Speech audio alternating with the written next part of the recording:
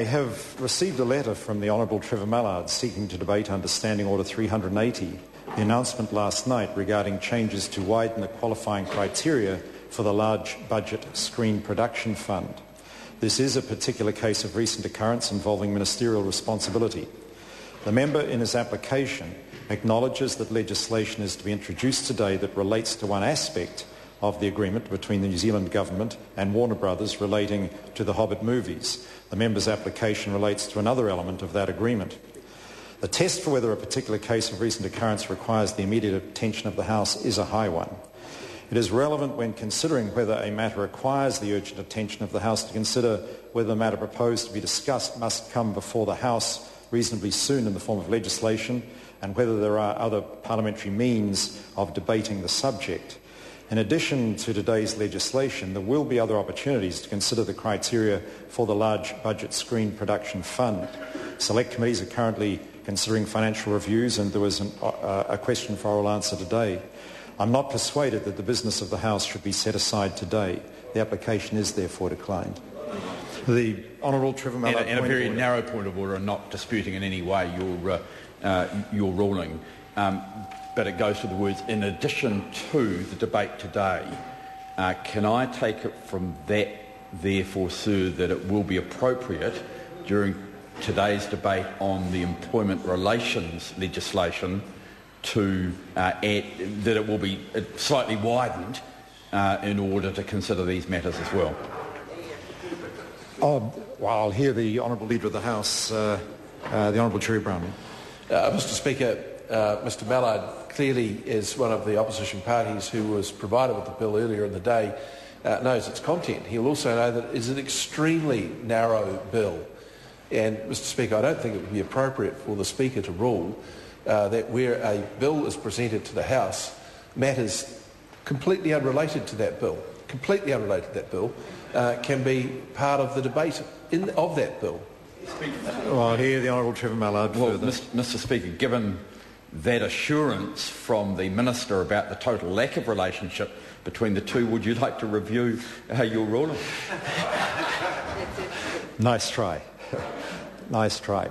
What I would say is this, that the government has chosen, for whatever reasons, to put a bill through on a controversial issue through all stages under urgency. There therefore is not the opportunity for the bill to be considered by a select committee and for public submissions to be heard on the bill. Under those circumstances, it would be my belief, but of course it's up to the Speaker and the Chair at the time, but it would be my belief that the first and second readings, especially the second reading where the wider context of the bill is a matter that is debated, the fact that the bill is being put through without the possibility of select committee consideration does mean that I would think the debate could be widened somewhat to around the context of the bill. Because I think the Honourable Member makes a perfectly fair point. If the Speaker believed that was not possible, maybe the Speaker should have given an urgent debate on the matter, and I'm not sure which the government would prefer. But not that the Speaker would take that into order. I can assure you that the Speaker's had no communication with the government whatsoever on this matter. And that does not enter the Speaker's consideration of the matter. But if the government wants to make argument the way it has, then... but the fact is that my decision was influenced somewhat by the fact that it is going through under urgency without select committee consideration, and therefore the second reading in particular, the context of the bill would be relevant. I call on the Honourable Jerry Brownlee. Mr Speaker, I move that urgency be accorded the introduction and passing of government bills. Mr Speaker, it's the government's intention to bring to the House two bills under this urgency motion for consideration by the House. One of them, it is well known, is a bill that relates to the employment status of persons employed, or I should say engaged, in the film industry.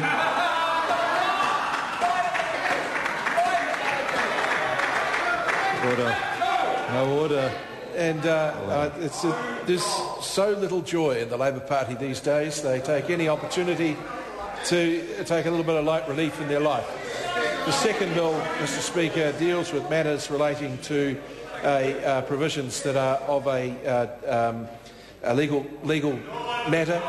And, Mr Speaker, I'm sure that the need for urgency in the second case will be apparent when the bill is introduced. The question is that the motion be agreed to. Those of that opinion will say aye.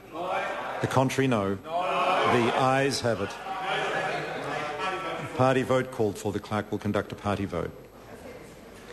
New Zealand National. 58 votes in favour. New Zealand Labour. 41 votes opposed. Green Party. 9 votes opposed. ACT New Zealand. 5 votes in favour. Maori Party. Toko whai tautuku ana. Progressive. 1 vote opposed. United Future. 1 vote in favour. The Honourable Chris Carter. Any other votes?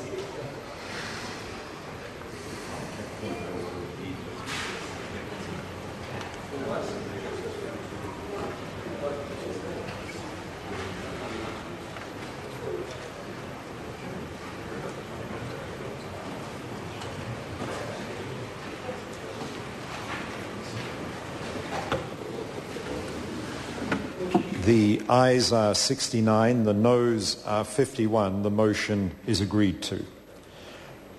Point of order, the Honourable Trevor Mallard. Mr Speaker, this is asking you for some clarification as to whether Standing Order 55 2B applies in this particular case.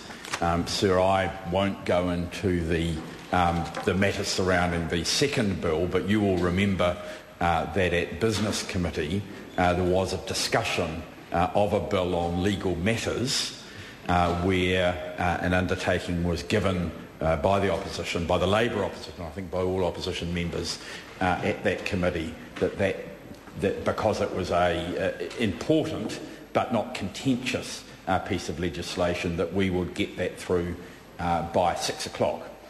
Sir, I just want to make sure, and I think it followed some discussions that were led by Nathan Guy on the bill. So I just want to make sure that, given that assurance, that because Business Committee was given notice of the intention to move one piece of urgency for a specific matter which was agreed, that there's not any intention to sit between 7:30 and 10 tonight.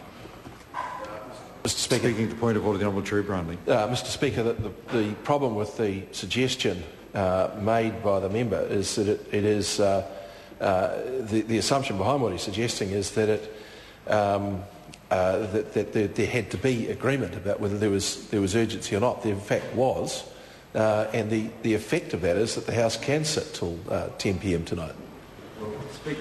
I'll hear the Honourable Member for the Honourable Trevor Mallard. Well, I think this, sir, goes to the purpose of 55B in the discussions before, and actually it also goes to a certain extent to the integrity of the Business Committee, because if the Business Committee is led to believe that there is to be urgency for a particular item, as we were, and without going into it, because it's not appropriate to go into detail at this point as to the item, and urgency is to be used for another purpose, it is my strong view that 55(2)B does not apply, because, sir, otherwise the Business Committee could be consistently misled as to the nature of urgency. And, sir, I think that would lead to a breakdown in the trust that we have developed, and what I've seen to be, in my experience over the last 18 months or so, to be a committee that works very much on the basis of trust. The Honourable Jerry Brownlee. Mr Speaker, I appreciate the comments the member makes about the need for trust in these matters. Nonetheless, Standing Order 55 accords the opportunity for the House to sit till 10 o'clock on a Thursday night if the intention of the government to move urgency is notified to the Business Committee at the meeting earlier in the week, which it was. There is no requirement there for the government to negotiate what the urgent business will be. And the mere fact that it is of urgent